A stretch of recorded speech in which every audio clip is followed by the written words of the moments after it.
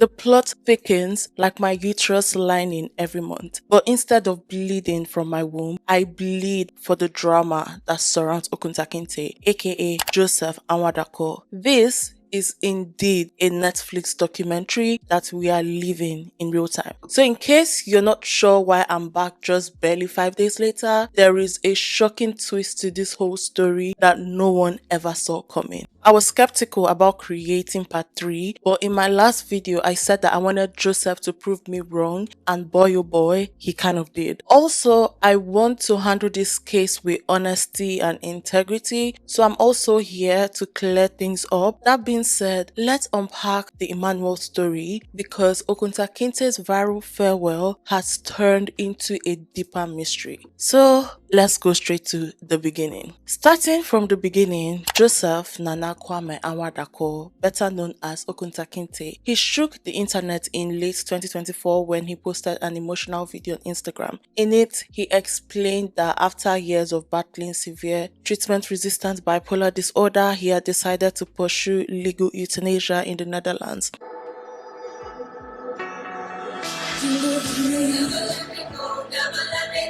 He said the weight of his mental illness had simply become too much to bear. I'm tired. I'm a bit tired. I'm just so tired. I'm tired. I think the chemical imbalance in my brain and living with bipolar disorder, it's not easy. That's me at one of my lowest depressive episodes. Hi, I'm Joseph.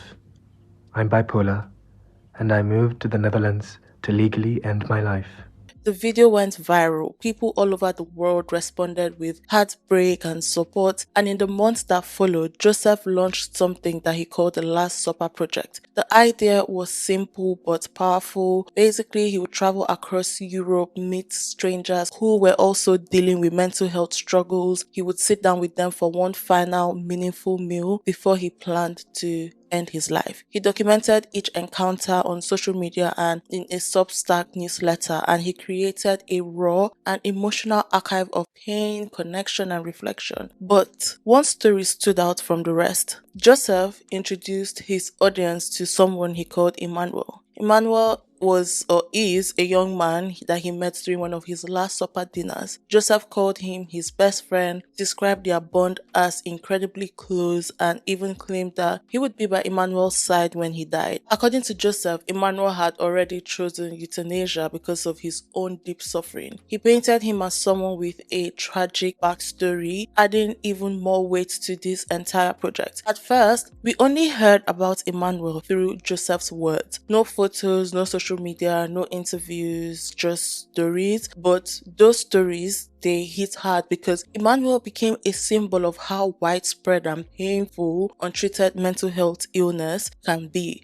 He wasn't just a side character in Joseph's journey, he was a major part of it, and it was someone whose own pain added even more gravity to Joseph's message. Now, let's speak about Emmanuel's heartbreaking backstory according to Joseph. When Joseph first started sharing Emmanuel's story in January 2025, it sounded so devastating and dramatic that some people immediately wondered if it could be real. Here's what Joseph claimed. Emmanuel was 25 years old, working as a tree surgeon with 8 years of experience. That would mean that he somehow started doing this highly specialized work at the age of 17 before he even finished school. Joseph said that Emmanuel's life had been shaped by tragedy. At 15, he was allegedly involved in a car crash that killed his pregnant girlfriend. That loss supposedly haunted him for years. According to Joseph, Emmanuel had been battling serious physical and mental health issues for most of his life. He had complex PTSD, liver failure, kidney damage, and had been addicted to alcohol since the age of 13.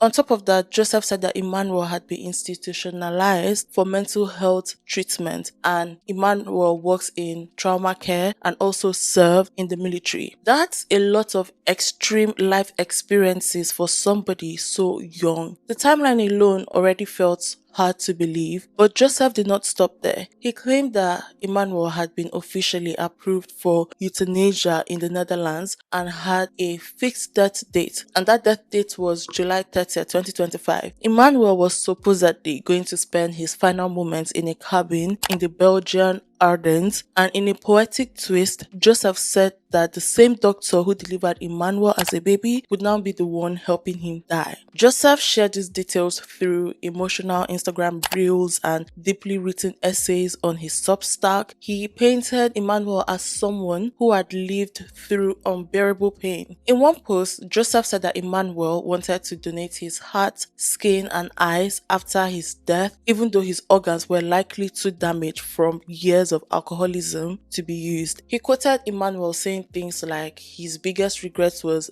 being born with a war inside his head. People were understandably moved. Emmanuel's story was heartbreaking. It read like a tragic movie script, but it did not take long before people started asking questions. Some of the details did not make sense. Medical professionals and other careful readers actually noticed inconsistencies. Could someone really start drinking at age 13, deal with all those medical issues, and still somehow train as a tree surgeon, serve in the military, and also work in trauma care all before they clocked the age of 25? Then there was the car crash. If Emmanuel had really caused an accident that killed his pregnant girlfriend at age 15, how did he move on to work in healthcare straight after that? Wouldn't there be legal consequences or at least some public record? And the biggest issue is that there was no proof, no photos, no confirmation from anyone else who supposedly met Emmanuel. Can we also talk about how weird it is that a 15-year-old boy is dating someone that is 18, and this 18-year-old person is literally having his child, and he has the effrontery to say it was a happy place?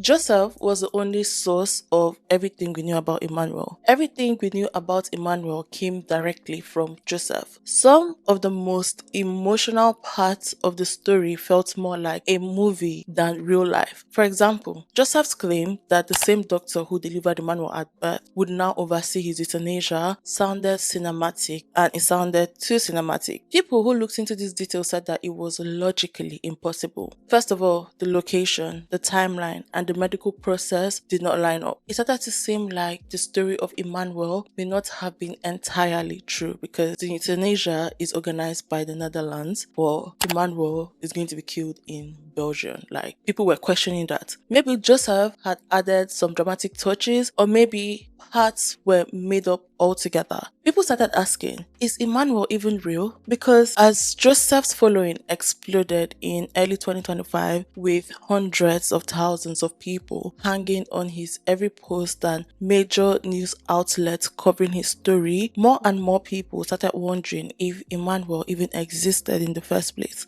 At first, Joseph's message was all about his own decision to end his life through assisted suicide. He even hinted at a specific date, allegedly, which was July 30th, and hinted at this date as his planned end, according to some of his earlier followers. But when people started asking serious questions like whether he had already applied for euthanasia or if any of this was even logically possible, that's when Emmanuel suddenly entered the picture. And the timing raised eyebrows. Just as Joseph's story was starting to face doubt, Emmanuel appeared. This new deeply tragic character with a story so dramatic that it pulled focus away from Joseph's inconsistencies. A lot of people started to feel like Emmanuel was a convenient emotional buffer, someone who kept the attention on Joseph's message without requiring Joseph to answer the hard questions. Think about it. Emmanuel ticked every box for Joseph's narrative. He was broken, poetic, dying, and totally unreachable. Everything about him existed inside of Joseph's storytelling bubble. Nobody else ever seemed to have met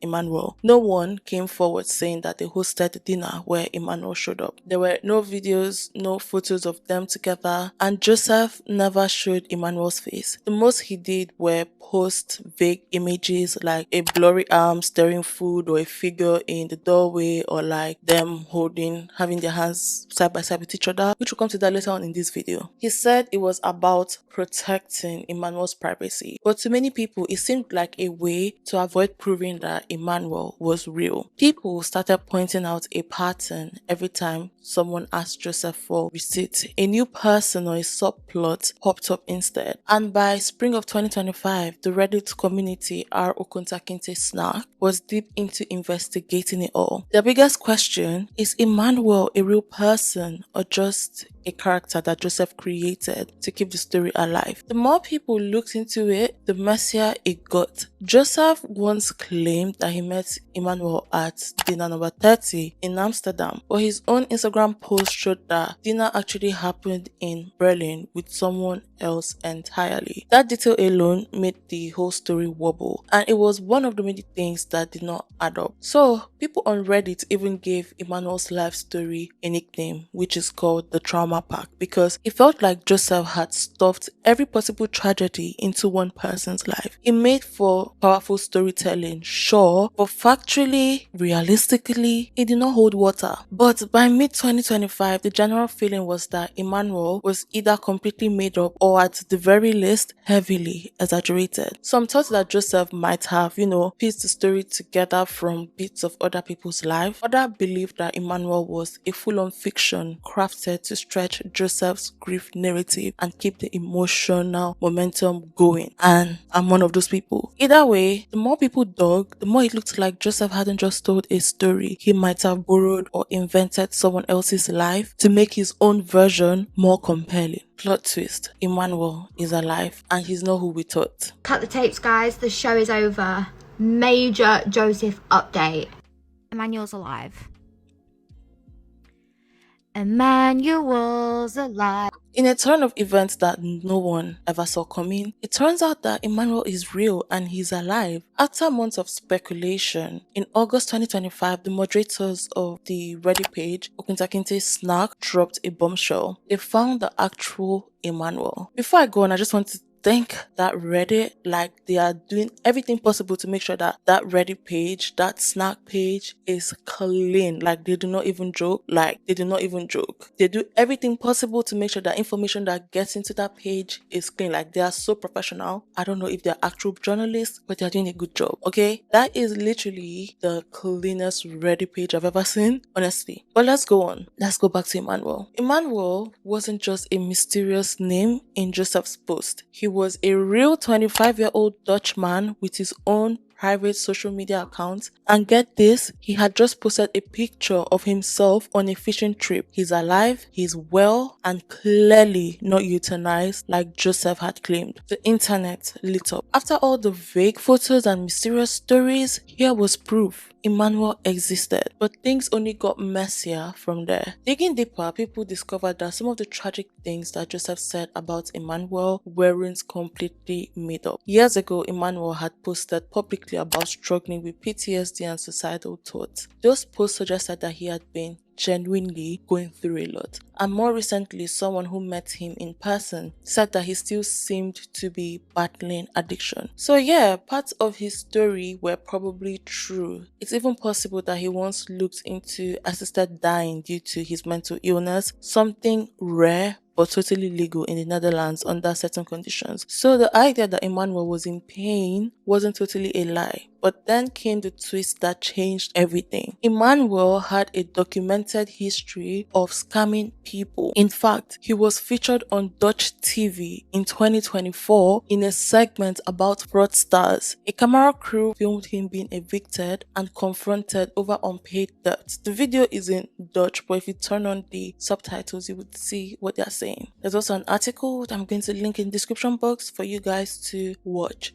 So basically, Emmanuel owed people money. He had burnt bridges, he had hurt others, not just himself. It wasn't just personal trauma. Emmanuel had been in serious trouble from scamming, and that side of him never appeared in Joseph's version of the story. Turns out that he had a wife, 2 young kids, and a trail of destruction that even got the authorities involved. Some people now believe that Emmanuel might have exaggerated or even faked plans for his own death as a way to disappear and escape consequences. And that changes everything. Joseph had portrayed Emmanuel as a tragic, gentle soul, pushed to the edge by life. But the real picture was a lot more complicated. Yes, Emmanuel struggled, but he also scammed people, he hurt people, and Joseph, he left all of that out. Now, people are asking the obvious. Did Joseph know? Did he know about Emmanuel's past and choose to hide it? Because looking back, it's pretty convenient that Joseph never showed Emmanuel's full face. Just his tattoos, just his shadows, just enough to make you feel something, but not enough to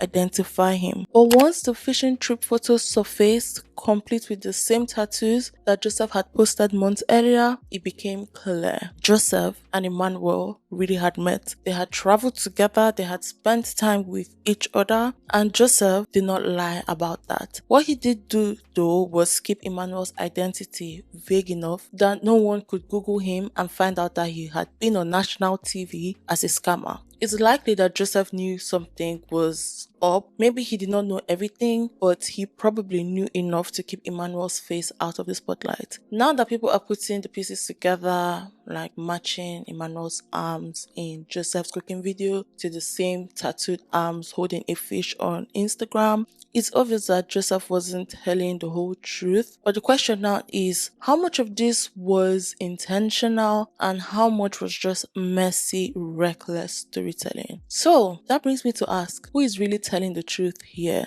So now that we know Emmanuel isn't just some imaginary person that Joseph made up, things are getting more confusing, not less confusing, because sure, he's real, but that does not explain how so much of the story Joseph told ended up being false, which brings us to the real question: who was lying? There are a few possible answers and none of them are good. Possibility number 1, Joseph made the whole thing up. This would mean that Joseph did meet Emmanuel, but then decided to turn his life into a more tragic, more poetic version of itself. Maybe Emmanuel told him bits and pieces about his trauma and Joseph ran with it, added a dramatic death date, a symbolic doctor storyline, and some impossible medical details to turn the whole thing into an emotional, gripping narrative. If that's the case, Joseph used a real person's pain and repackaged it into a story designed to pull heartstrings and go viral. He turned someone else's mess into part of his brand. And that's not just dishonest, that's very exploitative. Possibility number 2, Emmanuel lied to Joseph. This one flips the entire script because Emmanuel has a real history of scamming people. He's literally been filmed being evicted, accused of conning others out of money. So maybe Joseph was just the next person that he fooled. Maybe Joseph sold him a sub story about being terminally ill, made up the whole doctor detail and told Joseph that he was dying, knowing fully well that it wasn't true. Joseph believing that he had stumbled on a powerful story, shared it with the world. In this version, Joseph might still be responsible for spreading misinformation, but the root of the lies came from Emmanuel. Possibility number 3, they both played a part, and then there is a story that feels the most likely to a lot of people, that they were both in on it. Maybe not from day one, maybe not even consciously, but somewhere along the line, the truth got blurry and Joseph had a narrative to push. Emmanuel had reasons to disappear, the both benefited. Whether it was coordinated or just convenient for both of them, the end result was the same. It was a story full of holes, emotion, and lies. What makes all this so frustrating is that there is no clear answer. Nobody has come forward with a full explanation yet, but the facts we do have are so hard to ignore. Emmanuel is alive, he wasn't euthanized on July 30th like Joseph claimed, and the doctor's story doesn't check out because logistically it never could have happened. And Joseph never once showed Emmanuel's face, which now looks like a deliberate move to keep people from connecting him to his past. At the same time, both of these men have patterns that make their stories so hard to trust. Joseph has been called out before for contradictions in his mental health advocacy. Emmanuel has a public history of fraud. So who was lying? Honestly, probably both of them, maybe in different ways, maybe for different reasons. But the end result is the same. A story that blurred the line between truth and fiction so much it's nearly impossible to separate one from the other. That being said, conclusion. Let's talk about when empathy meets manipulation, because what started as a heartbreaking story about friendship, grief, and mental illness has turned into something way more complicated. The Emmanuel situation isn't just about two men, it's about what happens when powerful stories get shared online without accountability. It's about how easily we as viewers can get pulled into something that feels real only to realize later that parts of it were false, were twisted, or flat out made up. Joseph Awadako positioned himself as this brave voice, someone speaking openly about suicide, PTSD, and the pain of living with mental illness. And for a while, people were drawn in. His storytelling felt raw, poetic, and honest. Emmanuel, the mysterious friend on a similar path, added emotional weight to Joseph's story, and their bond felt genuine. Their stories hit hard, and some people believed it. But behind the whole fiasco on Instagram, and the aesthetics and the captions and the truth was far messier. Emmanuel wasn't made up, or he also wasn't the saintly, tragic soul that we were shown. He's a real person with a dark past and real victims of his scam. And Joseph, it's now clear that many of the things he shared, especially around his own euthanasia, does not hold up under scrutiny. Reports show that he never applied for assisted dying. Much of his story was a performance, and the more people dig, the more it looks like the Last Supper project was less about healing and more about creating a brand. This whole saga is a warning and how easy it is to wrap trauma in pretty language, about how suicide awareness can be turned into aesthetic content, and how storytelling, especially online, can cross into manipulation when there is no transparency. At the end of the day, Joseph and Emmanuel are both deeply flawed people. Both have struggled with mental health. Both have been dishonest in different ways. But having pain does not give you the right to lie to people or profit off sympathy. And as more facts continue to come out, because people are still investigating, this story will keep evolving. What is clear right now is that this whole situation blurs the line between advocacy and exploitation, empathy and deception. So what's the real lesson here? Be careful about the stories you believe, especially online. Not every emotional post is telling the whole truth, and sometimes the real story is hiding behind curated captions or carefully cropped photos and just enough heartbreak to make you stop scrolling. And that being said, this is the end of this video.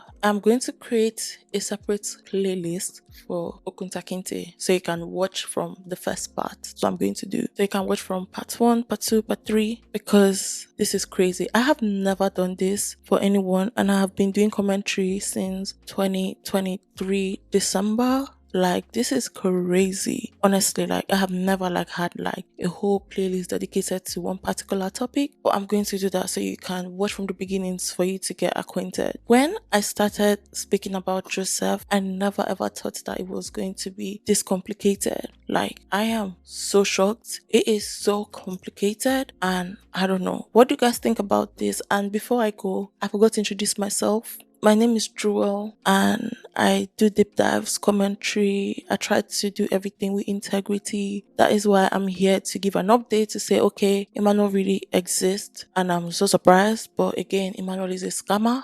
So, did Emmanuel scam Joseph, or did Joseph just create his own narrative about Emmanuel? This is a tough one to crack, honestly. This is literally my shortest video, or one of my shortest video on OKUNTAKINTE. But we made it to the end.